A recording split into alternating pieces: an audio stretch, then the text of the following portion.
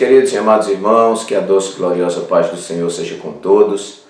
Nós agradecemos a Deus por mais esta semana abençoadíssima que o Senhor nos proporciona.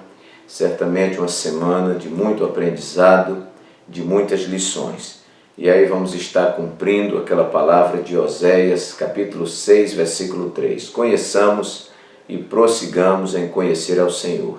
Meus amados irmãos, quero aqui mais uma vez agradecer aos muitos irmãos que têm se inscrito no canal, aos irmãos que têm feito seus comentários, e isto tem sido muito bom, muito relevante, muito recompensador para nós que fazemos esse trabalho com tanto sacrifício. A você que está entrando nesse canal pela primeira vez, aí embaixo você pode ver onde tem aí inscreva-se, você se inscreve. Quando você clicar aí em inscrever, vai aparecer um sininho, você clica de novo no sininho, ele vai ter umas aspasinhas e vai estar mostrando então que você está pronto para receber as notificações. Aí onde tem a mãozinha também, você pode dar um like, que vai estar ajudando o canal. O YouTube faz um julgamento em cima dessas curtidas, e daí ele avalia a relevância do canal. Se você tem assistido esses vídeos, tem gostado, eu também recomendo que você compartilhe nas suas redes sociais, aí no seu Facebook, no seu WhatsApp, e vá mostrando. Às vezes você da igreja localizou o vídeo, comunique ao seu superintendente da escola dominical que ele divulgue. Eu tenho certeza que não será um desperdício, Cada um de nós vai comentando alguma coisa e vai acrescentando.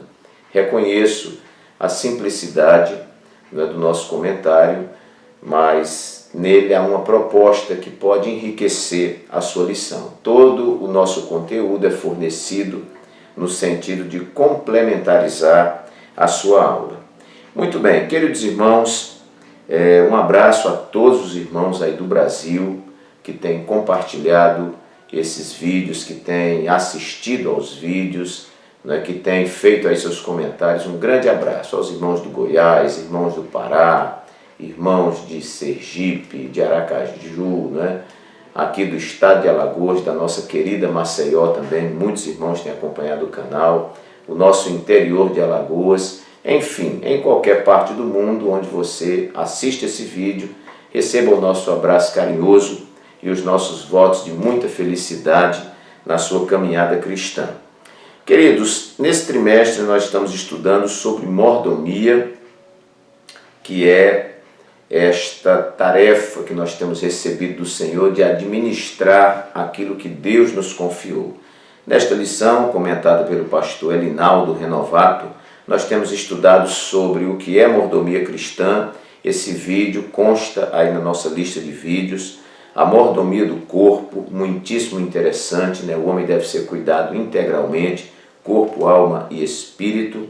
A mordomia da alma e do espírito, fechamos aí o complemento da tricotomia humana. E hoje, queridos, um tema que é muito interessante para mim, que é a família. E hoje nós vamos estudar sobre a mordomia da família. Então, qual a proposta da lição? O que nós podemos fazer como aqueles que são guardiões da família, o que nós podemos fazer pela família, o que nós podemos desenvolver de serviço para com a família, o que Deus nos confiou em relação à família. Então, existe um conjunto de coisas aqui para nós estudarmos hoje sobre a mordomia da família. O nosso texto áureo, irmãos, diz assim: porque se vos parece mal aos vossos olhos servir ao Senhor, escolhei hoje a quem sirvais. Porém, eu e a minha casa serviremos ao Senhor. Foi a declaração clássica de Josué ao povo de Israel. Josué 24:15. A nossa verdade prática diz: a família é a primeira instituição criada por Deus e por isso é a nossa primeira igreja, pela qual devemos amorosamente zelar.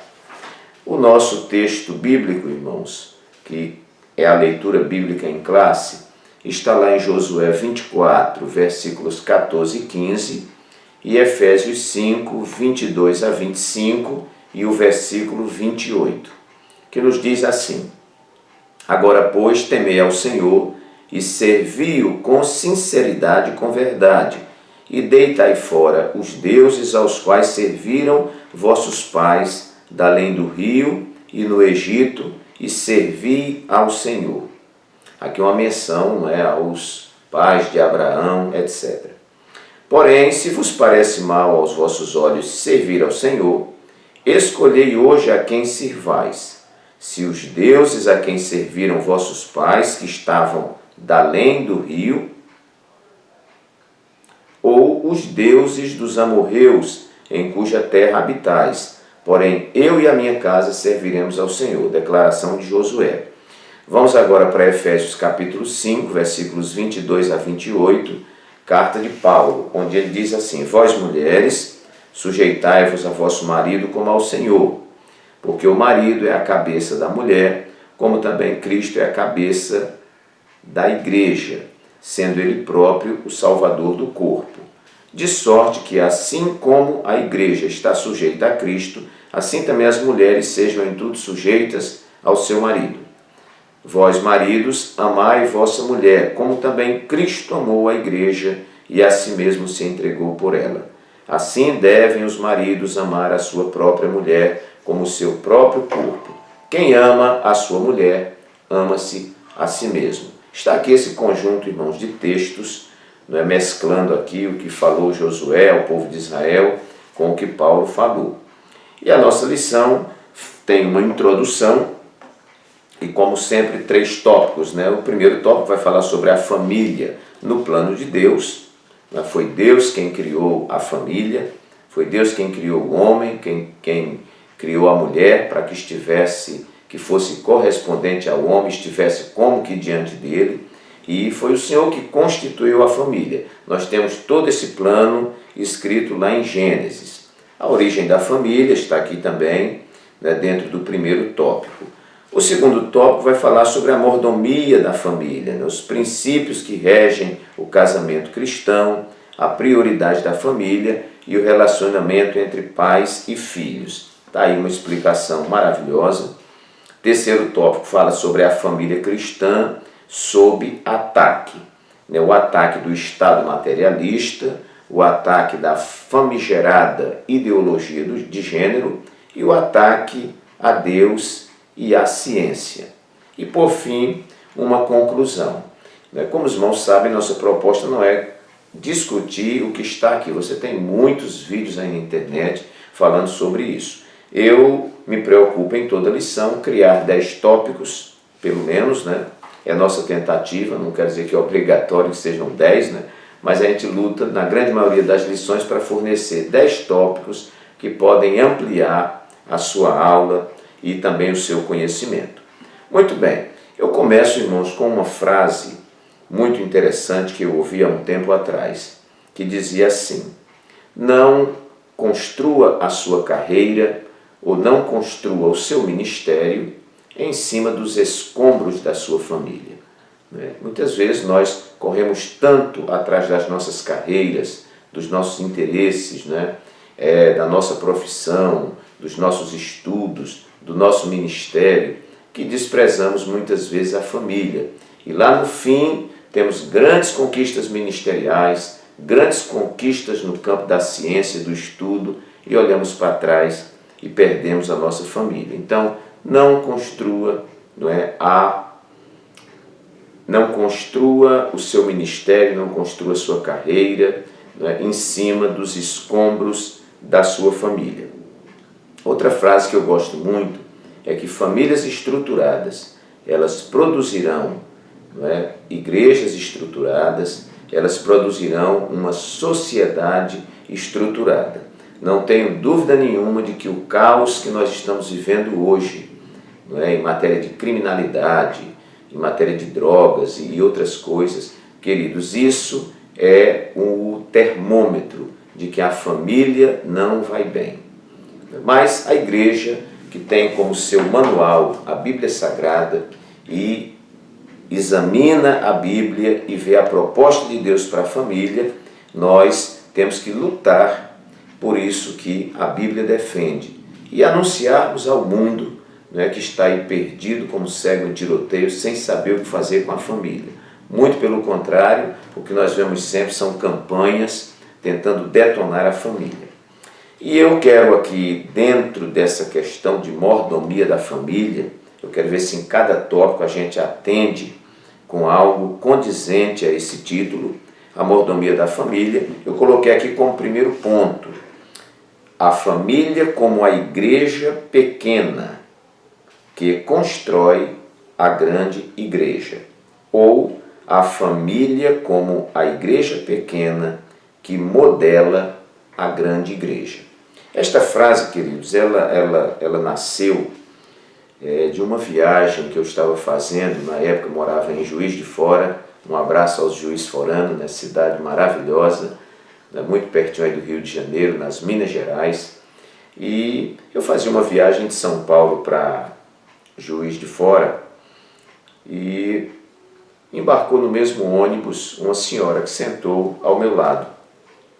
E logo que o ônibus foi saindo da rodoviária, ela começou a conversar, e logo ela se apresentou, eu me apresentei como pastor, e ela se apresentou como uma irmã que era membro da igreja presbiteriana. Estava indo também de São Paulo para Juiz de Fora.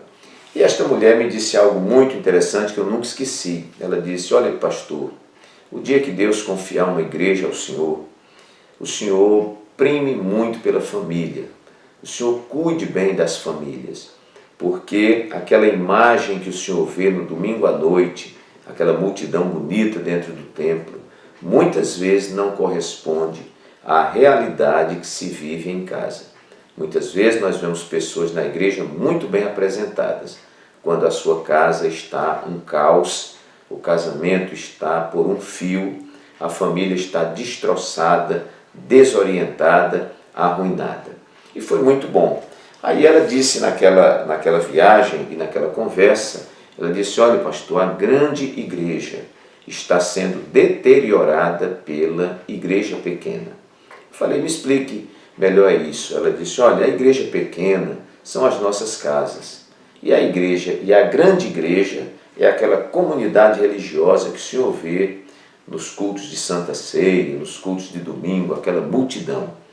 Então, aquela multidão, aquele conjunto que nós chamamos de igreja, costumamos chamar de igreja, ela está sendo deteriorada, ou deteriorado, o grupo está sendo deteriorado pela igreja pequena que é a nossa casa. Ou seja, se as casas estão arruinadas, se as famílias estão arruinadas, elas vão minando aquele conjunto maior que nós denominamos igreja.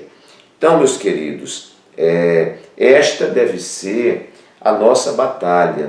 Se a nossa casa é uma pequena igreja, nós precisamos cuidar desta casa. Vamos ver aqui passos, vamos ver aqui algumas opiniões a esse respeito, para que nós tenhamos, então, uma igreja sadia.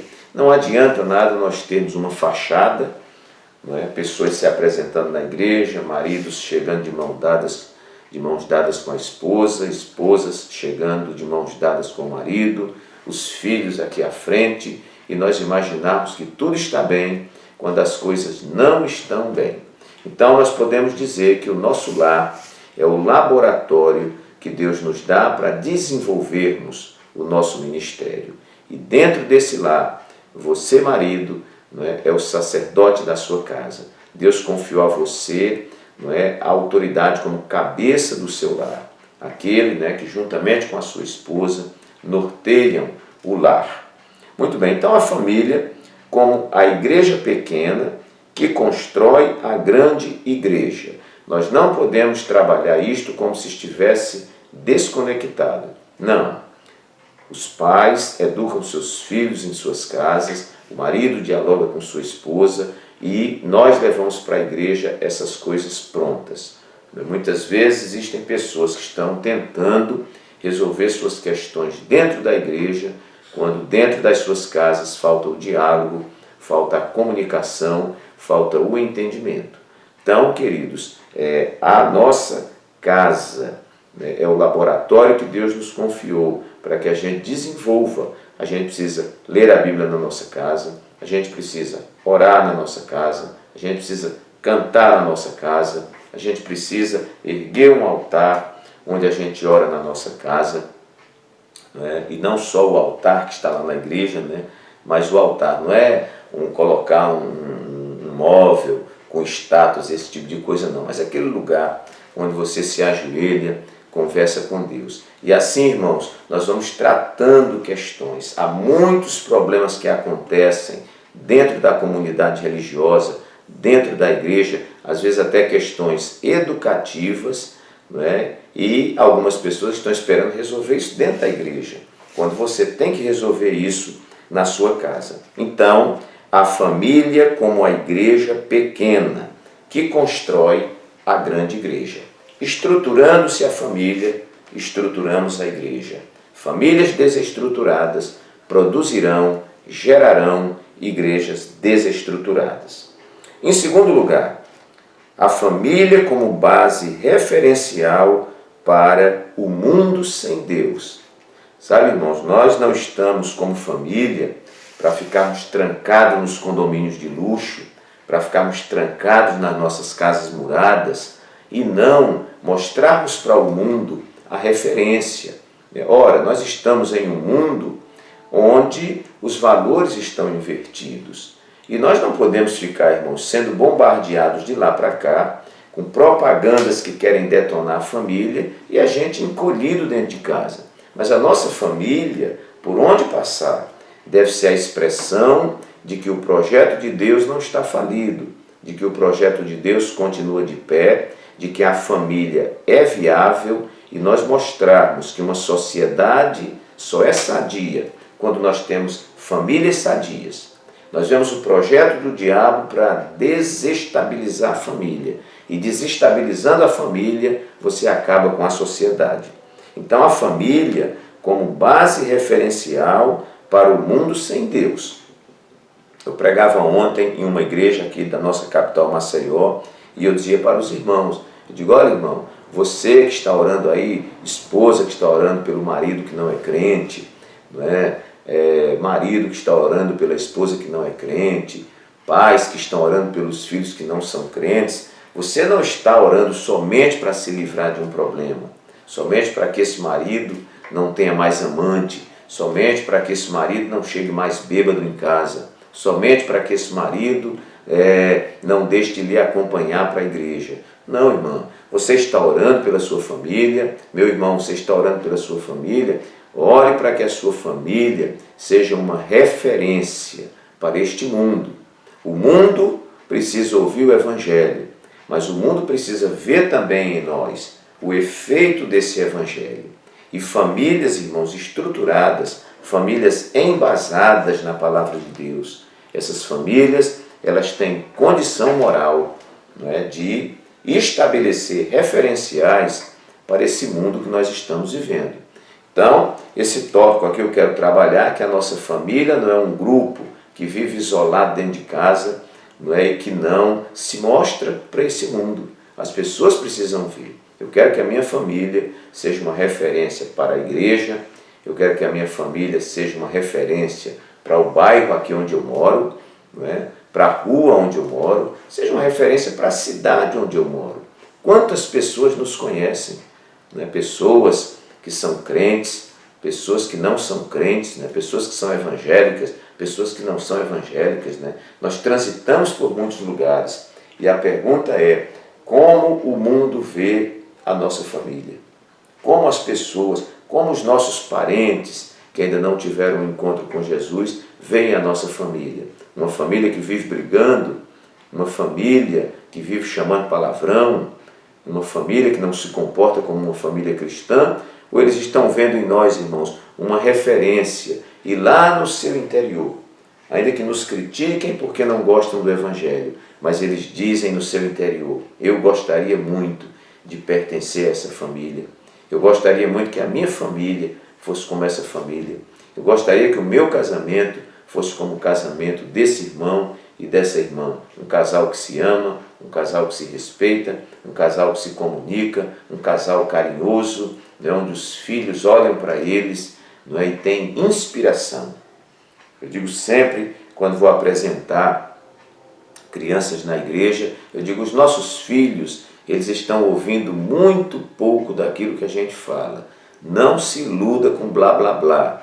Os nossos filhos estão vendo quem nós somos. Todos os dias eles estão observando o nosso comportamento e isso, irmãos, está sendo injetado neles. Eu digo sempre, o maior presente que você, marido, pode dar ao seu filho é amar a sua esposa. O melhor presente, minha irmã, que você pode dar aos seus filhos é amar o seu esposo. Será que os nossos filhos percebem que nós nos amamos como esposo, esposa, como marido, mulher? Será que eles percebem, irmãos? Será que eles sentem no ar as nossas intrigas, as nossas brigas, as nossas confusões, as nossas contendas? Sentem, eu acredito que até dormindo eles veem essas coisas. Então, veja que responsabilidade. O nosso casamento não é somente para que eu tenha uma mulher do meu lado, para que eu tenha um homem do meu lado, ou para que eu tenha filhos, seja um reprodutor. Não, o nosso casamento, irmãos, no mundo que nós estamos vivendo, ele tem que ser um referencial. E não só o nosso casamento, mas a nossa família, porque o comportamento dos nossos filhos também estão sendo observados aí por todos. Então, segundo lugar, a família como base referencial para o mundo sem Deus. Em terceiro lugar, a família no desempenho dos papéis individuais. Eu estou dentro do tema mordomia. Quando eu digo que, em primeiro lugar, a família como igreja pequena constrói a grande igreja, eu estou dizendo que essa família trabalha bem para construir uma boa igreja. Quando eu digo que a família é uma base referencial para o mundo sem Deus, eu estou dizendo que isso é atividade, isso é mordomia, isso é serviço. Deus me deu uma família, para quê? Só para que eu tivesse filhos? Só para que eu tivesse uma esposa para deitar comigo? Não, Ele me deu uma família para que esta família sirva ao reino de Deus. Porque tudo que Deus te dá tem a ver com o seu reino e tem a ver com as pessoas que estão ao seu redor. Terceiro lugar, a família no desempenho dos papéis individuais. Ora, irmãos, a educação dentro do lar deve enfatizar essas coisas. O marido tem o seu papel, a esposa tem o seu papel e os filhos têm o seu papel. Nem eu posso fazer o que a minha esposa tem que fazer, nem ela tem que fazer o que eu tenho que fazer. E nem meus filhos têm que fazer o que os pais têm que fazer. E nem os pais têm que fazer o que os filhos têm que fazer. A família, nós entendemos a família como um homem e uma mulher e a sua prole, os seus filhos. E nesse conjunto chamado família, cada um tem seu papel. O marido, Deus disse aqui, olha marido, né, você vai ser o cabeça do lar. Então, irmãos, não é só dizer, eu sou o homem e sou cabeça, não. Você tem que saber valer. Tem que valer, não é, o que você é. Então, não é eu sou cabeça, mas uma pessoa que não toma decisão, quando toma decisão, toma tudo acertado, é um boca aberta, não é? Isso não é, um cabeça numa casa. Um cabeça numa casa é alguém que tem liderança, né? Alguém que é respeitado por aquilo que ele não precisa impor, ele não precisa gritar, ele é respeitado pela sua família. Ele é o cabeça, é o sacerdote da casa. Não é alguém que já tomaram a chave da mão dele e ele está aí como um banana, vamos dizer assim. Não, ele é o mordomo da sua casa, ele é o sacerdote do seu lar, ele é o cabeça do seu lar. A esposa, alguém disse muito bem, disse que a mulher não é a cabeça, mas é o pescoço, né? E ela faz a cabeça girar para todo lado. Que eu sempre tenho dito, acredito, já falei em vídeos aqui, é uma opinião minha pessoal, você não precisa concordar, mas eu digo sempre que um casamento, 70% dele está nas mãos da mulher, porque a mulher, apesar de Deus não ter dotado a ela de força física, mas a mulher, ela tem particularidades, né, principalmente a particularidade da sedução e a particularidade da persuasão. Então, uma mulher sábia, A Bíblia diz, a mulher sábia edifica a sua casa. Ah, mas o meu marido é muito duro, o meu marido é ruim de diálogo, o meu marido não me ouve. Irmã, ele não ouve se você não souber falar. Mas se você souber falar, se você é uma mulher que fala na hora certa, se você tem as palavras certas, né, se você ataca no ponto fraco, minha irmã, você conquista tudo. Uma mulher sábia edifica sua casa, mas a tola, diz a Bíblia, que ela destrói com as próprias mãos. Então, queridos, não adianta o homem querer ser mulher, e não adianta a mulher querer ser homem. Homem é homem, mulher é mulher, filho é filho, esposo é esposo, esposa é esposa e filho é filho. Deus fez assim. Cada um tem o seu papel. Eu vejo aqui na carta de Paulo, né, que já tem pastores que não tem nem coragem de ler isso aqui, né? Mas é assim que a Bíblia diz. A Bíblia diz, vós mulheres, sujeitai-vos a vosso marido como ao Senhor. Porque o marido é a cabeça da mulher, como também Cristo é a cabeça da igreja, sendo ele próprio salvador do corpo. E aí depois ele diz para os maridos, vós maridos, amai vossa mulher, como também Cristo amou a igreja e a si mesmo se entregou por ela. Assim devem os maridos amar a sua própria mulher, como ao seu próprio corpo. Quem ama a sua mulher, ama-se a si mesmo. Então eu posso dizer sem nenhum medo de errar, irmãos. Quando o homem ama a esposa nessa categoria, ela não tem problema nenhum de se submeter. Até porque a sua submissão nunca será humilhação. Eu pergunto a você, homem, mulher, menino, quem estiver assistindo esse vídeo, você tem dificuldade? Não, Jesus fica falando para eu me submeter a Ele e tal. Todo mundo se submete a Cristo. Não é? Por quê? Ele era homem. Não é? As mulheres se submetem a Ele, os homens se submetem a Ele, todo mundo se submete a Ele. Melhor ainda, cai de joelhos aos pés dEle. Por quê, irmãos? Porque o seu amor está acima de todas as coisas. Então, o que não pode existir, porque isso é contraditório à palavra, é um marido carrasco, um marido ignorante, um marido grosseiro e ficar exigindo submissão da sua esposa. Não, e principalmente no nosso século, né, onde a mulher alcançou uma independência e nenhuma mulher quer submeter esse tipo de coisa. Então, não, você quer ser tratado como um príncipe, trate sua esposa como uma princesa. Quer ser tratado como um rei, trate a sua esposa como uma rainha. Então, irmãos, eu não vejo problema. Nós só temos problema porque nós ignoramos a palavra de Deus. A minha esposa sempre costuma dizer isso. Ela diz, olha, dos problemas que nós temos por aí é porque estão querendo pegar a Bíblia e torcer, dar jeitinho brasileiro, fazer manobra com a Bíblia, aí não dá certo. Agora, se você observa aqui o manual do fabricante, com todo respeito, você vai ter êxito na sua carreira. Então, queridos, uma família, né, nós que somos mordomos da família, né, devemos colocar cada coisa no seu lugar. Eu sempre digo que a mulher não é igual ao homem, nem o homem igual à mulher. Deus não quis fazer ninguém assim. Hoje nós temos muitos problemas em casamento, porque um quer fazer com que o outro seja igual a ele. Eu nunca vou ser igual a minha esposa, nem ela vai ser igual a mim. Primeiro que eu sou macho, ela é fêmea. Né? Segundo, eu sou esposo, ela é esposa. Eu sou o cabeça do lar, vou chamar ela de pescoço, né? Ela é o pescoço, né, que faz a cabeça aqui se movimentar. Né? Então, uma mulher sábia, né, que tem edificado a sua casa. Então, queridos, eu não posso querer entrar no papel que é dela e nela entrar no papel que é meu. Eu tenho o que ela não tem, e ela tem o que eu não tenho. Num casamento, o que existe é complementaridade.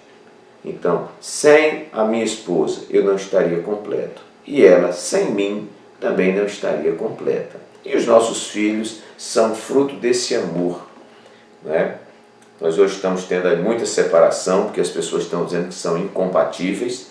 E eu li um livro muito interessante que dizia assim que o escritor dizia, eu viajei pelo mundo, 40 anos como palestrante para casais, Ele disse: vi muitos casais felizes, muitas famílias felizes, mas não encontrei um casal que fosse compatível. Então nós não somos compatíveis. O que nós somos é complementares. E com compreensão e com diálogo a gente vai longe. Então, nesta questão da mordomia, é muito importante que cada um cumpra seu papel.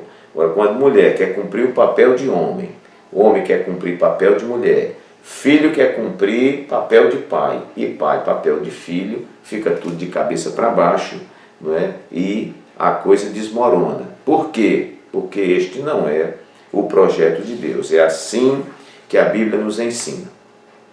Em quarto lugar, a família como união ou como uma fusão e também como ruptura. Coloquei aqui família, mas na realidade aqui o casamento. Né? Como uma união ou uma fusão e também como ruptura. Por que eu quero comentar esse tópico aqui? Porque é muito interessante, irmãos. Nesta questão da mordomia da família, é importante nós entendermos, não estou explicando nada novo aqui, é o que está na Bíblia, que quando nós nos casamos, nós nos tornamos uma só carne. A mulher com o homem e o homem com a mulher. No casamento, há uma fusão. É como se nós tivéssemos aqui um copo com água e aqui um copo com açúcar. Não é? Então você pega esse copo d'água, enche ali onde tem o açúcar e vai virar aí uma água com açúcar. Pode ser que esse casamento se desfaça e tudo mais, mas eu costumo dizer, nunca mais vai existir água pura e açúcar puro. Nós vamos ter meio copo de água com açúcar para lá e meio copo de água com açúcar para cá. Então, o que Deus uniu, diz a Bíblia, não o separe o homem. Hoje, nós estamos tendo aí muito divórcio por besteira. Tem gente casando no sábado e separando na segunda-feira.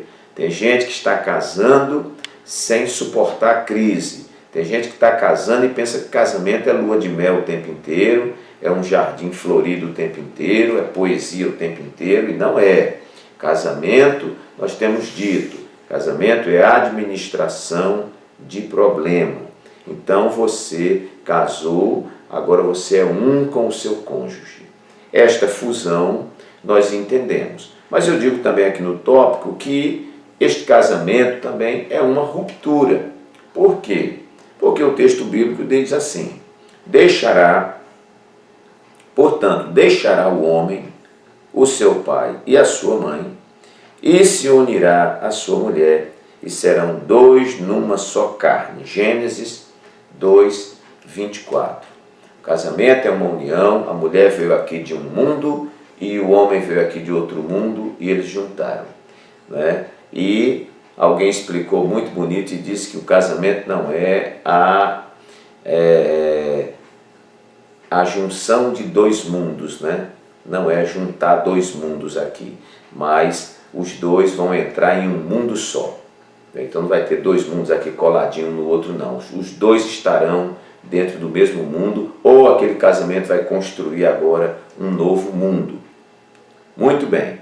Então, meus queridos, eles se juntam, constroem um novo mundo.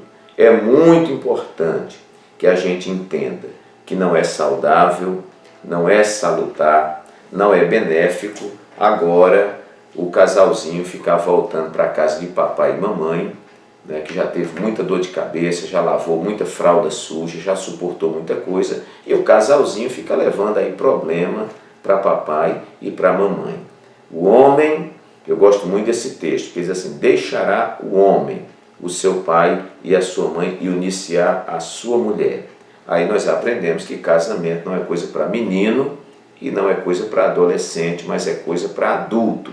Por quê? Porque adulto é que sabe administrar problema. Então não adianta esses casamentos de menino aí que está tendo, né? Principalmente aqui nosso estado de Alagoas, tem muito casamento de menino e de menina, né? E esse casamento não tem sustentação, né? Eles não estão acostumados, principalmente essa geração que não está acostumada com não está acostumado com problema, tem tudo na boquinha. Papai e mamãe não quer deixar faltar nada para o filho, porque meu filho vai ter tudo que eu não tive, e talvez isso seja um grande mal, e nós vamos construindo aí algumas criaturas fracas. que não consegue administrar problema. Qualquer crise está morrendo, qualquer crise está se separando. Então, queridos, casamos, nós nos unimos e nos tornamos uma só carne, mas deixamos para trás papai e mamãe. Não estou dizendo que você não vai mais honrar seu pai, não vai honrar mais sua mãe, mas agora vocês dois têm que administrar a casa de vocês, não é? Resolver o problema de vocês, não é? Teve problema, aí vamos contrariar aquele provérbio do mundo que diz que quando o problema entra pela porta, o amor sai pela janela. E eu digo sempre, não. O casal cristão, quando o problema entra pela porta, os dois pegam o problema, se ajoelham lá no quarto em cima dele e o Senhor dá vitória aos nossos casamentos. Mas muito casamento tem sido atrapalhado, muito casamento tem se acabado por causa de interferência de pessoas externas. Sogra metendo o bico, sogro metendo o bico, irmão metendo o bico, primo metendo o bico, todo mundo mete a mão nesse casamento. Não, meu irmão, você é o homem da casa, é o cabeça da casa, resolva seus problemas. E casais que não conseguem resolver os seus problemas e ficam levando problema para a casa de papai e mamãe. Também está errado. Deixará o homem, o seu pai e a sua mãe e unir-se-á a sua mulher e serão ambos uma só casa. Então seja homem e seja mulher. Resolvam seus problemas em casa, lave roupa suja dentro de casa. Papai e mamãe perguntam, e aí meu filho, como é que está o casamento? Mamãe, papai, está uma benção. Tem um probleminha aqui, outro ali, mas eu resolvo lá com a minha esposa. Não pode fazer como o rapaz, né, que casou e tudo que ele fazia tinha que perguntar à mamãe. Aí casou e aí quando a esposa quis comprar um sofá, disse, meu bem, vamos comprar o sofá? Ele disse, eu tenho que falar com a mamãe. Ela disse, olha, eu estou pensando em colocar uma cortina aqui nessa sala, né? A gente coloca bege, coloca marrom, como é que a gente coloca? Ah, vou perguntar para a mamãe. Tudo que ela falava, ele dizia, vou perguntar para a mamãe. Aí um dia a moça ficou com raiva e disse assim, você devia ter casado com a sua mãe. Não é? Não, você casou comigo, agora tudo que vai resolver tem que perguntar à mamãe, você não é homem não? Pronto. Então, irmãos, essas interferências, né, muitas vezes não deixam o casamento amadurecer. Fica aquele casamento anão, que nunca cresce. Então, até você que é pai, que é mãe, que está assistindo esse vídeo, deixe seu filho que casou para lá. Quando ele chegar em casa, não fique com essa história, ah, meu filho, você está tão magrinho, parece que a mulher não está fazendo comida que preste. Meu filho, sua roupa está amassada. Quando você morava na casa de mamãe, a roupa não estava amassada. Manda ele se virar. Foi ele que escolheu a esposa dele e ele lá que se vire com ela para ela passar a roupa dele, fazer a comida gostosa para ele. E aí a mãe vê a filha, ô minha filha, você está tão despenteada. Manda ela resolver com o marido dela para lá, ele que compre pente e vá cuidar dela. Eles não foi eles que decidiram casar? Foi a senhora, foi o senhor que escolheu esse casamento? Não foi ela que escolheu e disse que amava ele, e ele disse que amava ela, e ele disse que era homem para assumir o casamento, e ela disse que era mulher, então agora se vira, vai cuidar da sua família, né? Então a família como união, fusão e também como ruptura. Quinto lugar, a família e o seu propósito frutificador. No primeiro tópico e subtópico 2, fala assim, e Deus os abençoou, a Adão e Eva. E Deus lhes disse, frutificai e multiplicai-vos e enchei a terra. Essa instituição é tão importante diante de Deus que Ele a criou antes do Estado e até mesmo da igreja. E foi a partir de uma família que o Altíssimo prometeu abençoar todas as demais famílias da terra. Bom, eu coloquei aqui, irmãos, porque o propósito de Deus ter dado uma mulher para Adão, né, foi que eles procriassem, eles tivessem filhos. Esse tópico eu vou comentar, de repente algumas pessoas não concordam, mas eu queria deixar essa posição. Claro que tudo que eu comento aqui tem coisas que as pessoas concordam, tem coisas que não concordam, mas eu quero deixar aqui o meu parecer. Eu tenho entendido o seguinte, eu tenho percebido, irmãos, que existem casais que estão tímidos quanto a ter filhos. Mas, este mundo está muito mal, não é? O que a gente ganha, né? Vamos ter aqui um filhinho a pulso. Se pudesse ter a metade de um filho, tinha a metade de um filho. Porque nós não vamos conseguir manter meu filho, nós não vamos conseguir educar nosso filho. Olha, irmão, a gente, não estou dizendo aqui que era para ser como antigamente, que a mulher tinha 10 filhos, 20 filhos, né? Estou falando assim. Mas tem gente que está tendo um e se pudesse tinha meio. Eu estou achando que está faltando um pouco de coragem, um pouco de fé, um pouco de compreensão de que quem cuida de nós é o Senhor. Deus cuida do Senhor, cuida da senhora. Eu, quando casei com a minha esposa e minha filha, eu desejava muito ter 3 filhos. Meu Deus, é muito filho. Meu Deus, como é que eu vou criar esses meninos? Eu digo, do mesmo jeito que você vai criar um, nós vamos criar os 3. Eu tenho 3, não me arrependo, são uma bênção na minha vida. E se eu voltasse no tempo de novo, se casasse hoje de novo, eu queria 3 de novo. E é uma bênção. E a gente fica com aquela timidez, com aquele medo. Parece até que é a gente que conduz a nossa vida. Deus cuida de mim, cuida da minha esposa, cuida dos nossos filhos. Nunca faltou nem farinha na panela e nem azeite na botija. Há países que estão tendo déficit de homem. É preciso importar homem para lá, porque está cheio de mulher e não tem homem. Tem lugar que está cheio de homem e não tem mulher, porque lá não pode ter mulher, se for mulher aborta e tal. Mas não, irmãos, o que Deus planejou para nós foi isso. Uma mulher ter filhos é saudável, a gente sabe disso. E às vezes nós vamos fugindo desse plano de Deus e muitas vezes comprometemos outras áreas. Então eu deixo aqui com toda a segurança nas Escrituras. É saudável você casar, minha irmã. Não fique sozinha não. Meu irmão, é saudável casar. Case. Pastor, mas eu queria casar e não queria ter filho. Tenha filhos. Faz bem à saúde, faz bem à sociedade, faz bem à família. Deus nos colocou como famílias no mundo para isso. Para isso. Então, eu quero aqui, com esta palavra, romper um pouco desse medo, dessa timidez que os novos casais estão tendo. Então, fica esta palavra aí. Foi o propósito de Deus que se frutificasse e que enchesse a terra. Inclusive, queremos dizer que nesses novos modelos de família que estão sendo criados, homem com homem, mulher com mulher, e aquela coisa toda, é um projeto de Satanás contra isso aqui. Porque um homem com homem não tem como reproduzir, nunca vai ter. E uma mulher com uma mulher também não tem como reproduzir. Para reproduzir tem que ser macho e fêmea. Deus, quando criou, Ele criou o casal. E o projeto é monogamia, um homem com uma mulher e uma mulher com um homem. Não é um homem com várias mulheres, nem uma mulher com vários homens. O casamento cristão é monogâmico e também não é um casamento homossexual. É um casamento heterossexual. E aí nós cumprimos o propósito de Deus. Se todo homem casar com um homem, toda mulher casar com mulher, a família e o planeta está extinto. Mas que Deus nos ajude e o sangue de Jesus nos cubra. Glória a Deus. 6º lugar, a família como base de construção moral, emocional, social e espiritual. A família é uma base educativa em todos esses sentidos.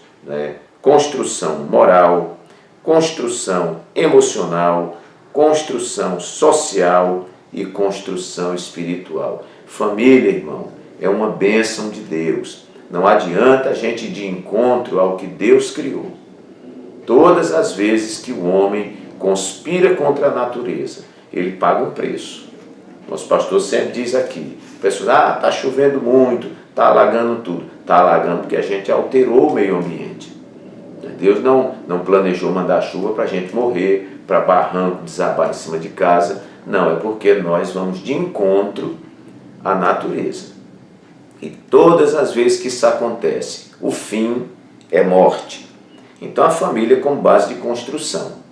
Construção moral, construção emocional, construção social e espiritual. Então Então é dentro da família que a gente ensina os valores morais, né? O pai ensina, a mãe ensina. É dentro da família que o filho tem um referencial de um homem, tem um referencial de uma mulher, e para a criança é importante ele ter essa figura paterna, ele ter a figura materna, né? O pai muitas vezes é mais rígido ali, tem aquele negócio, porque o homem é assim, mas tem a mulher, né, que dá ali o seu abraço, dá o seu peito, né, e faz o que o homem não consegue fazer. E isto complementa e constrói a questão moral e a questão emocional. Você pode olhar uma família onde falta o pai, só tem a mãe. A criança, ela cresce, mas cresce com a carência de alguma coisa. Lá na frente vai espirrar. Não é? Uma criança que é criada só pelo pai, sem ter a mãe, ele vai sentir falta, irmão, vai ficar uma marca nele. Porque o projeto de Deus é um homem, uma mulher e os seus filhos. Então, dentro do lar, nós construímos moral, nós construímos a questão emocional, construímos a questão social. Nossos filhos não estão para ser educados lá dentro da igreja, para ser educados na rua, para ser educados na escola, não. Eles são educados dentro de casa. E eles vão para lá levando a educação e os princípios que eles receberam em casa. Lá eles vão receber um outro modelo, né, de construção.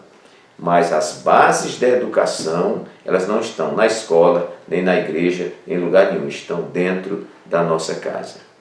Aí uma irmã que tinha um filho, o filho se rebelou, daqui a pouco o filho entrou no caminho da bandidagem, e ela disse: logo, pastor, meu filho, que foi criado na igreja, meu filho está assim. O pastor disse: por isso que está assim. A senhora deveria ter criado seu filho em casa, e não na igreja. A igreja a gente vai para cultuar a Deus, levando os valores. Às vezes nós temos procedimentos de falta de educação dentro do templo, porque não tem educação em casa. Às vezes temos adolescentes, jovens e pessoas mal educadas e rebeldes na igreja porque não receberam educação em casa. E você pode olhar, é rebelde na igreja, não respeita pai, não respeita mãe. Então, a desconstrução vem lá dentro de casa. Mas quando ele recebe em casa a educação, ele vai refletir essa educação. Se ele aprendeu respeito em casa, ele vai respeitar o porteiro da igreja, o recepcionista, vai respeitar o diácono, vai respeitar o presbítero, vai respeitar o pastor, vai respeitar o coronel lá dentro do quartel, vai respeitar o dono da mercearia, porque ele tem educação no berço, educação dentro da sua casa. Muito bem, vamos andar, irmãos, porque o tempo não para. 7º lugar, a família e o seu manual de funcionamento, a Bíblia, está aqui. O manual para orientar a nossa família. Você não precisa buscar muito longe, está aqui. Se a gente ler a Bíblia e a gente obedecer a Bíblia, nós vamos chegar bem lá na frente. Na conclusão, tem uma palavrazinha bem rápida. Tem no ponto 2, né? No ponto 2 que fala sobre os princípios que regem o casamento. Eu já falei aqui o princípio da monogamia. Onde está esse princípio? Na Bíblia.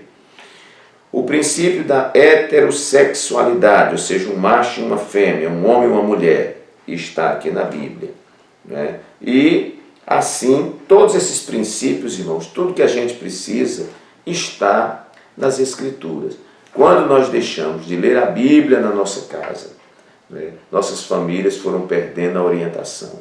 Nós não podemos estar sendo forjados como família baseado nas novelas que estão aí, e muitas, desculpe aqui a expressão, são porcarias, são latas de lixo que estão sendo despejadas dentro da nossa casa. E muitas vezes nós queremos construir uma família baseada naquela ilusão da novela, na ilusão do filme, na ilusão da mídia. Não, nossa família é construída em cima da palavra de Deus. Vá aqui, olhe o que a Bíblia diz que os filhos devem fazer. Faça, filho. Olhe o que a Bíblia diz que os maridos devem fazer. Faça, marido. Olhe, mulheres, o que a Bíblia manda fazer. Faça. Eu tenho certeza absoluta que lá no final tudo vai se encaixar. Então, a família e o seu manual de funcionamento. Manual de funcionamento não é revista de telenovela, é revista de novelinha, não é a novela lá da emissora, não. Não é o padrão que o mundo impõe para nós. Não é o que nós estamos vendo sendo divulgado aí. É o padrão da palavra de Deus. Em oitavo lugar, a igreja na mordomia familiar. Aqui eu quero colocar que a igreja pode dar a sua contribuição. Eu particularmente tenho esse costume comigo, de não realizar nenhum casamento sem que o casalzinho de noivo faça um curso de noivo comigo. Isso para mim é preventivo. Nós hoje estamos tendo muito problema com casamentos e na hora que há uma ruptura nesse casamento, um divórcio, nós estamos cobrando muito das pessoas sem que a gente tenha fornecido de forma preventiva o ensino. Então, quem eu faço o casamento não casa enganado.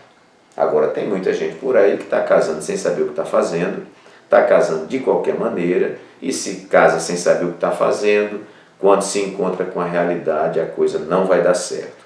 Então, queridos, a igreja pode fornecer um curso de noivo, a igreja pode periodicamente fazer palestras para casais, a igreja pode periodicamente ter o culto da família, onde nós damos uma palavra específica para a família, corrigindo esses pontos, e vamos orientando, irmãos. E aí nós podemos dizer que a igreja está cumprindo o seu papel como mordoma também, né, da família. A família cumpre o seu papel, ajuda a igreja, e a igreja cumpre o seu papel, que ela também tem uma parcela educativa e ajuda a família. Em nono lugar, que as horas aqui vão correndo, mordomia da família em seu gerenciamento de crises. Nós temos que entender que a família, ela tem ataques internos, eu digo sempre, ataques interiores, ataques internos e ataques externos. Quando eu digo ataques interiores, sou eu convivendo comigo mesmo. Eu sou um problema e você é um problema. Eu sou um problema, minha esposa é um problema e meus filhos, cada um probleminha, né? E nós temos os problemas que nós enfrentamos com a gente mesmo, né? Então, eu preciso me gerenciar. Já vimos isso na mordomia do corpo, na mordomia do espírito, da alma. Eu preciso me gerenciar. Eu tenho minhas guerras pessoais. Nós temos as guerras internas, que são essas problemáticas que acontecem dentro do lar. As crises que acontecem no casamento, né? Problemas, porque eu sou um problema, junto com outro problema, vai faiscar, vai ter crise. Né? Eu vou fazer 33 anos de casado, e são 33 anos que vem crises no nosso casamento. Mas a gente vai driblando as crises, vai orando, vai mudando, e as coisas vão se resolvendo. Né? Mas nós temos também, irmãos, os ataques exteriores, o que nós estamos vivendo hoje. Hoje parece que você falar em família, você está pecando. Parece que você falar em família, na estrutura que a Bíblia mostra, é cafona, é fora de moda, é antiquada. E alguém diz que a família faliu. Mas eu quero dizer nesse vídeo aqui que a família está de pé. Deus ainda tem 7.000 que não dobraram os seus joelhos a Baal. Deus tem muita família abençoada aí pelo Brasil e pelo mundo, que pode ensinar para essa geração falida, né? Que Deus é Deus e que Ele dá sustentação à família. Então, a família, a mordomia da família em seu gerenciamento de crises. E, em último lugar, a família como agência evangelizadora. Nesta mordomia da família, eu preciso entender que a minha família é uma agência de evangelização. Porque eu não estou no mundo com a minha família só para mostrar as virtudes de um casamento perfeito, mas para mostrar para o mundo que Deus pode fazer um casamento de pessoas imperfeitas brilhar e contribuir para a sua glória. Meus queridos irmãos, que Deus assim nos abençoe poderosamente. Tenha uma semana abençoadíssima. Estude bem esse tema, que é muito profundo, e nós estamos mensalmente estudando sobre família na igreja, porque a coisa é complexa. Mas que Deus nos ajude e louvemos a Deus pela família que Deus nos deu. Vamos gerenciar e vamos ser mordomos desta instituição criada por Deus, a primeira do mundo, né? Uma instituição maravilhosa e que Deus nos confiou para o nosso gerenciamento e mordomia. Que Deus assim nos ajude, meus irmãos. Recebam um abraço carinhoso do pastor Walter Pereira. Até nosso próximo vídeo, se Deus assim permitir.